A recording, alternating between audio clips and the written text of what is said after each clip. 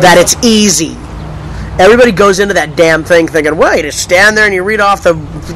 Here's the deal about voiceover, people. It's the hardest acting you can do because it's really hard to convince people of things without using your face or your hands. So you have to be a better actor than the cute person who stands in front of the camera and says somebody else's lines and where the director tells him to stand and all of that stuff. You really have to be on your game to be a voiceover actor, yeah. And anybody who comes into it thinking, oh, this is going to be a cruise, is in for a very harsh awakening.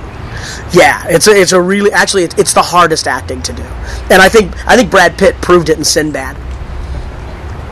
Yeah, just because you're cute and you look like and you kind of act like Marlon Brando doesn't mean that it's going to translate with your voice. And I really like Brad Pitt. Don't get me wrong, I think he's awesome, but you know, not a voiceover guy. Your improv skills have to be awesome. You have to be able to think on your feet. You have to, there's a lot to it. I mean, mostly it's commercials and stuff like that I do. So a lot of that stuff is not so much about research, but being able to interpret, being able to see all the clues you need in the copy to get the thing across.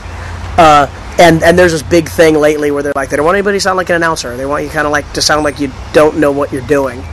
So, which for me is like falling off a log. That's not a problem. You know, I can sound like I don't know what I'm doing. No problem.